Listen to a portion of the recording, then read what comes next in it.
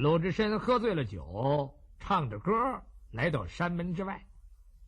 俩把门的和尚手持竹杖拦住去路。这俩把门的门僧啊，一个叫传远，一个叫传方。他们拿的这个竹杖啊，又叫竹臂，就是那大竹板子。智深，站住！因何让洒家站住？你是不是喝酒了？喝了一口。喝了一口？你就喝了一口吗？喝了一口又一口，一口一口接一口。哎，我说智深，你在哪儿喝的酒啊？在山下。山下什么地方？山下卖酒的地方。哪个卖酒的？洒家有人缘，谁看见都卖给我酒喝，你们管不着。哎，我说智深，你可已经是4中出家的和尚了，你可知3规5戒吗？知道。不用你说，不让喝酒。你也可要知道，洒家不出家的时候是天天要喝酒的。今日出了你这个家，却不让喝酒。洒家是初来乍到，耐着面子给你们忍了一阵子。今天洒家少喝了一点儿，又有何妨？什么？又有何妨？智深，这寺院里的规矩你可应该知道啊。斋堂之侧的墙上明细细的在那写着呢，本寺喝酒犯戒的僧人杖40竹币，赶出山门；外寺醉酒僧人不准入寺，放醉酒僧入寺者追其责任，杖10竹币。今天你这个本寺僧人喝得东倒西歪的，想要进这山门，那怎么能行啊？我们要把你放进去，我们俩都得挨10竹杖，不能让你进去。什么？你不让洒家进去，那让我上哪儿去？你以为洒家愿意上你这出家吗？洒家是万不得已。你以为我是没地方吃饭了吗？洒家是吃官粮的，提辖老爷。俩把门一听，怎么他还是吃官粮的？提辖老爷？什么提辖老爷？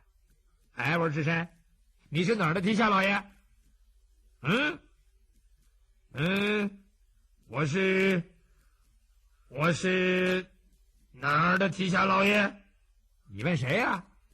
你不是说提辖老爷吗？你看我像是哪儿的提辖老爷？嘿，这说的是醉话。我看你是喇叭匠醉酒，在那瞎吹。什么？你说洒家瞎吹？那镇关西又如何？扛不住洒家3拳，你等之辈更不在话下。镇关西？我说镇关西是谁呀？镇关西镇关西是镇关东的兄弟。你们不知道，洒家也不与你说。你们先闪开，我要到房中去休息片刻。说着话，鲁智深迈步往里就走。左边这个传远呢，用那竹篦子一拦他，不行，你醉醺醺的不能进山门。他这一拦呐，拦得猛了点儿。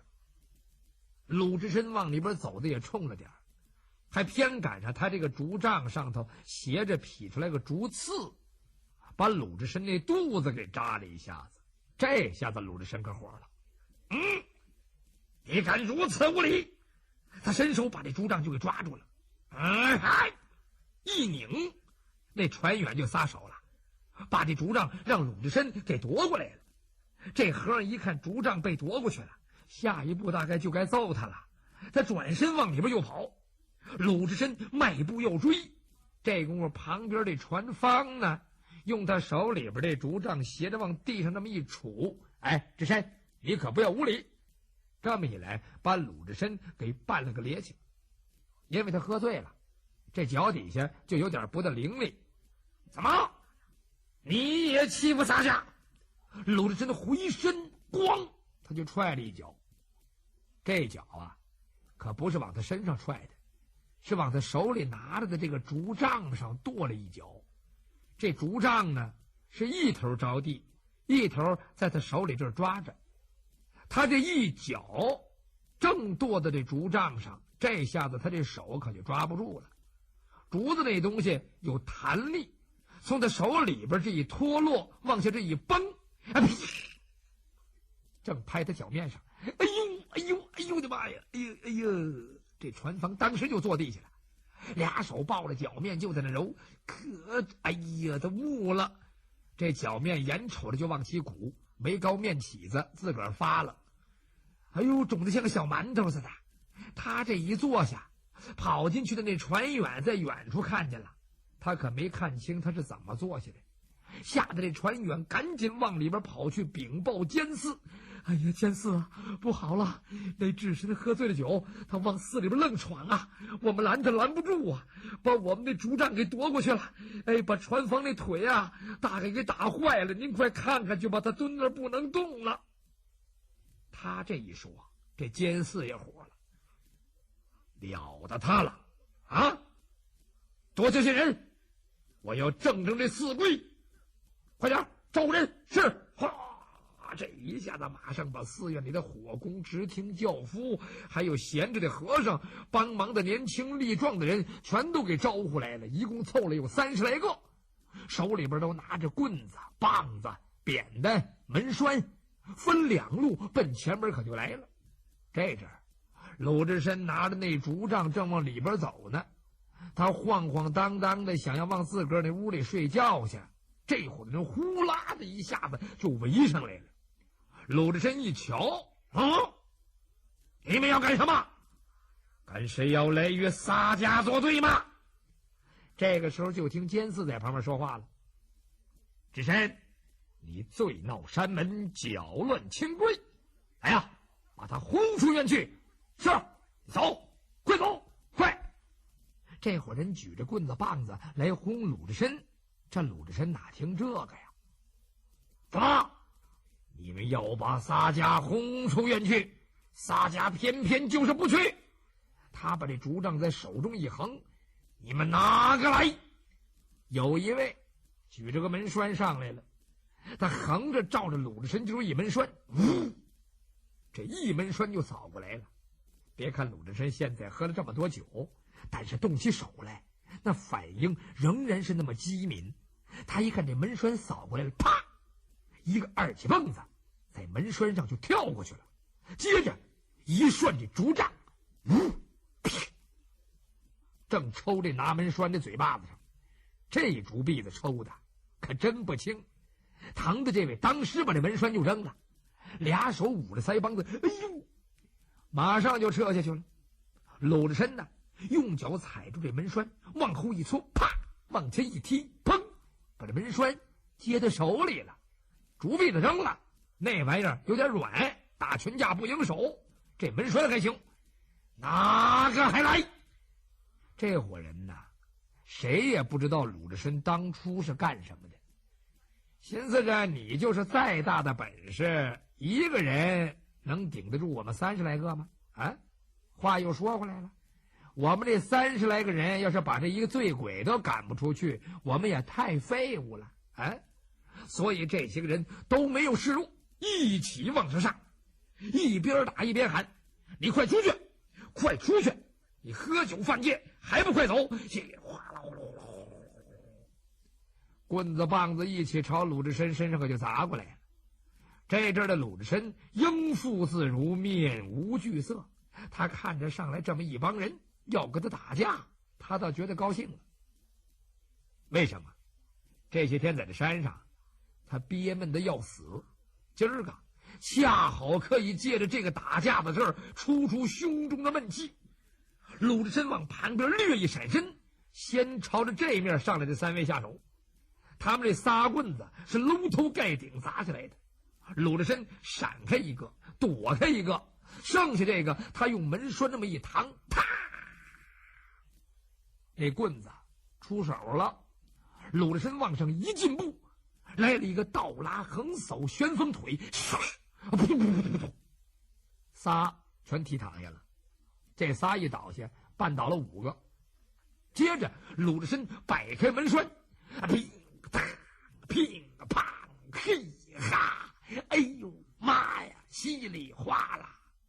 这30来位让鲁智深给打的，东倒的，西歪的，出血的，鼓包的，岔气的，闪腰的，挨捅的，挨敲的。最后这30来个人没一个赶上前来了，让鲁智深拿着门栓把他们撵着满院跑。结果这30多人都跑山门外头去了，这院里边就剩鲁智深自个儿了。这倒好，这些位想把鲁智深给赶出去，没把他赶出去，这30多人都让鲁智深给赶出去了。鲁智深在那一站，你们哪个来？正这功夫，智真长老在几个和尚的陪同下来到此处。智深，不得无礼，老衲在此。鲁智深回头一瞧，是长老，这才把门栓往地下一放，双手合十，阿弥陀佛。师父，徒儿不曾招惹他们，他们却要乱棍打我，徒儿不是看在师父的面上，我要把这伙秃驴全都赶下山去。不得胡说。是。这个时候门口外边这些负伤的也都在那申诉呢。我说长老，快给我们做主，这智深他犯了佛规了，开戒喝酒，最后还来打人。您说这五台山上禅林净地今后还成个什么样子？智真长老说，大家且不要乱，此时智深他酒后无德，有理难说，先让他去休息片刻，醒来时我自有道理。大伙儿心想，嘿，师傅真会说话，他打我们打累了，让他去睡一觉去，醒了好有劲再揍我们。这阵那监寺在旁边也发牢骚，别说了，快别说了，这都是师傅说的，他呀能成正果，咱不行，咱们成不了正果。你瞅见没有，这成正果的就这模样。智真长老说，智深，你先去睡吧，醒来之后再来见我。是。鲁智深奔自个儿屋里去了，进了屋一头栽在床上，直睡到第二天清晨。早晨一起来，法明和尚来找他，说智真长老叫你。鲁智深一听就知道昨儿那事儿还没完，现在虽然是酒醒了，但是昨天那事儿自己还记得。师傅叫，那就去吧。来到长老的禅堂之内，进屋先念一声佛，阿弥陀佛。师傅，呼唤洒家吗？长老一看，这位这模样缓过来了，不像昨儿那阵儿了，腮帮子鼓着，俩眼瞪着，满脸通红，血贯通人。今儿个从脸上看，好像是一场大风过后风平浪静了。智深，有，昨日你酒后无德，搅闹禅林，打了众家师兄弟，可知这是罪过吗？师父，智深多喝了几杯，还望师父担待。智深，你到此处出家，老衲乃是看在赵员外谭岳的情面之上啊，把你收留下来，你就该一心修炼，尊奉清规。可是你昨天这一场闹，使全寺僧人都抱怨我不该收留你。事到如今，我倒要问你，你这个和尚还想当吗？哎，师傅，徒儿受师傅指点，已经是个出家之人了，哪有不想当和尚的道理呢？好，既然还想当和尚，从今往后就要牢记三规五戒，尤其是切忌戒酒，听见没有？哎，是，师傅，从今往后只身再也不喝了。哦，这回念你是初犯，且饶恕了你，如若再犯，定把你赶下山去。是，徒儿记住了。去吧。哎，鲁智深回来了，这回再不敢喝酒了。寺院里的和尚们呢，通过这通打，对鲁智深有了更全面的了解。感情这位真野性啊，咱这院里可没来过这样的。大伙儿背地里管这鲁智深呢叫野猫、野梨子、野牲口，可当面见着他谁也不敢惹。挨过他揍的那些位呢，那自然是心里别扭，嘴里不说，背地里给鲁智深造舆论。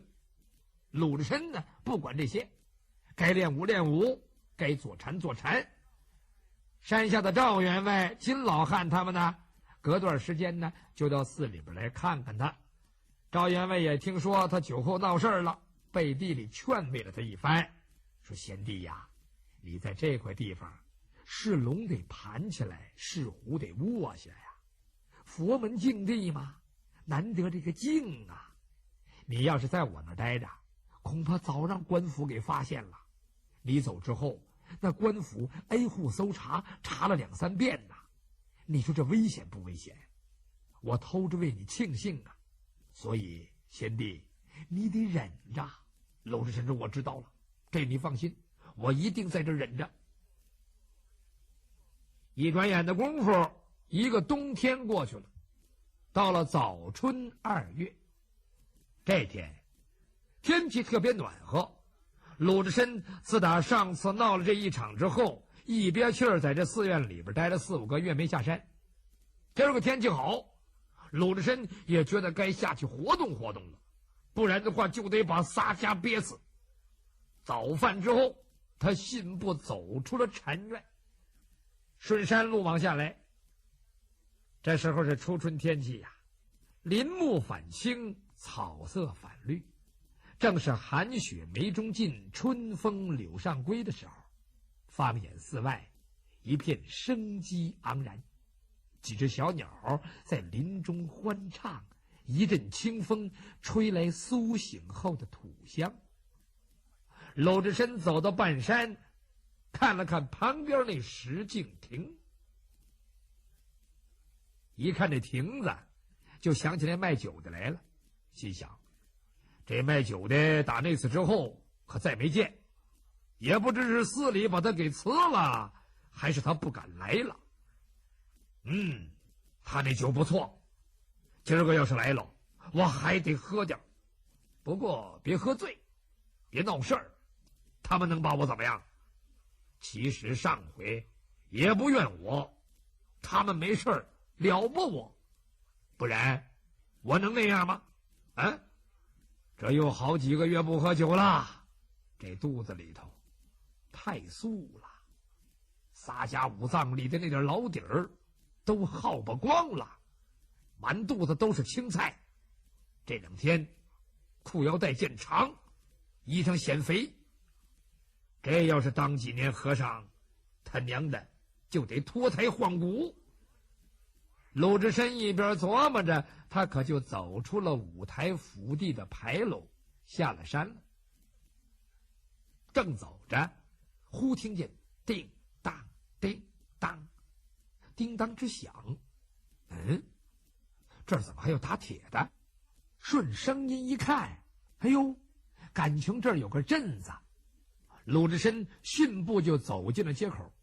一瞧这地方，街市上挺热闹，饭店、酒店、杂货店、粮行、菜行、买卖行，人来人往，川流不息。鲁智深心想：嘿嘿，早知有这么个地方，我何必在半山腰上买酒喝？到这儿来多方便呢！啊！他瞧了瞧街口这地方有个铁匠炉，有俩人呢，正在屋子里边打铁呢。一看见这铁匠炉，鲁智深想起了一件事。自从我到这山上，自个儿带的那条齐眉短棍也没拿来，光能练拳，不能使用兵器。上次跟他们这伙的人打架，抢了一条门栓。洒家是个身负重罪的人，万一有个风吹草动，没有应手的家伙，那怎么能行呢？想到这儿，他走进了铁匠炉，跟这铁匠师傅商定好了，给他打2件兵器，一个是一条62斤重的水磨铲杖，另一件是好铁加钢的一口戒刀。鲁智深给了他5两银子，说过2天来取货。鲁智深从铁匠炉里出来之后，继续往前走，这回不注意别的，光注意酒幌。一瞧没出50步，前面就是个酒馆，门口挑着一个木酒坛，底下坠了一块红布，这就是个幌子。门两旁贴着一副对联，上联是10里闻香准下马，下联是一杯饮过必还来，横批是太白说好。这对子鲁智深不认得，就认得那酒幌子。他迈步就走进了酒店，找了个座位，一屁股先坐这儿了。酒家，拿酒来。酒保急忙过来。师傅，您是从五台山刚下来吗？啊，正是。好嘛，师傅，您下来就上我们这儿来了啊？上我们这儿喝酒来了。嘿，跟您说吧，这酒店房子是文殊院的，本钱是文殊院的，长老早有法语，谁要是卖给五台山的和尚吃了酒，立即收回房屋本钱，让我们人走家搬。您这是诚心让我们搬家来了，是不是？这酒可不能卖给您，您呐，干脆找别地方。鲁智深心想，这长老手伸挺长啊，从山上边管山下边来了啊！酒家，你只管装糊涂，睁一个眼闭一个眼，卖给我点酒喝，回去我不说是在你这儿喝的。那可不行，那可不行，方丈的法语谁敢违抗？我告诉您，去年我们这儿有个上山上送酒的，被一和尚在半山腰给抢了一桶酒喝。老方丈知道之后，派人下山找了10多天，到底把那卖酒的给找着了，不让他卖了。那卖酒的现在跑口外赶脚去了，改行了。您说我们这酒能卖给您吗？啊！鲁智深一听，哎呦，抢酒喝那就是我，这边还不行，我得走。二话没说，他站起来了。回见。鲁智深出来了，往前走了又有30来步，又一个酒馆。这酒馆挑着一面酒旗，酒旗就是一块布上写着一个酒字儿。您别看鲁智深认字不多，对这酒字儿那认得特准。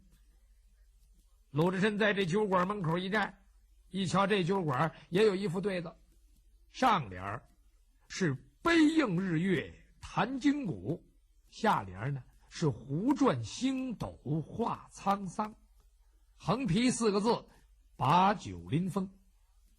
鲁智深迈步往里就走，还没等坐下呢，刚一进来，这主人就过来了。哎呦，师傅您来了，您是不是要喝酒啊？我早就看见您了，您刚从那家出来，对不对？实不相瞒，咱们这儿跟那家一样，您是不是再找个别的地方啊？鲁智深一看，这倒干脆，感情他们这都是一世啊。好，回见。赌气子又出来了。鲁智深继续往前走，这回接着又走了3家，都一样，见了五台山的和尚就不卖酒。鲁智深心想，真他娘的，今天我就不信喝不上这酒啊！走着走着，从镇子那头他出去了，抬头一看，嘿，在一片杏花丛中挑出一个酒幌来。这酒幌啊，是草把扎的酒壶，缀一小块红布。往旁边一看，在古道之下有3间草房，一个篱笆院。草房门口这儿挂着个蓝布帘，房山头那儿呢，用那黄泥掺牛粪抹出这么一块地方来，这上面画了一幅画。什么画啊？太白独酌图。把这太白画的呲牙咧嘴，那酒壶画的呢把歪口斜。但是这些对鲁智深来说已经起到了看图识字的作用了。鲁智深走下古道，就进了这篱笆院了，一掀这蓝布帘，走进草房，在这长条板凳上就先坐下。这回鲁智深呐总结经验了，坐下之后他先喊了一声：“哎，酒家，过路僧人在此饮点酒。”鲁智深心想，这回我不说我是五台山的了，我呀是过路僧人。他这么一喊，别说，还真好使了。这主人马上过来了。哎呦，师傅您来了。您不是五台山的吗？什么？五台山？不是，我是华山的云游和尚，在此路过，有酒吗？拿来我吃。哦，那您是云游和尚，那好，那您等着。一会儿的功夫，把这酒就给端上来了。鲁智深心想，早这么说多好啊，得省去多少麻烦呢？哎，这回长见识了。鲁智深拿过碗来，往这盛酒的桶里面就先舀了一碗，咚咚咚咚咚咚咚咚咚咚咚，一碗下去之后，这才想起要菜来。哎，我说酒家，有什么菜没有啊？啊？哎呦，您这来的不是时候，这菜没什么了，有点牛肉，早上起来那一阵儿啊，都卖完了。哦，没有什么了。哎，这什么肉香啊？啊？哎呀，我跟您师傅，这是我们后院的那烀狗肉呢。哎，狗肉更好啊！师傅，您是和尚，能吃那狗肉吗？哎，我是专吃狗肉的和尚。这正是禅界法语如云散，金帆酒肉一齐来。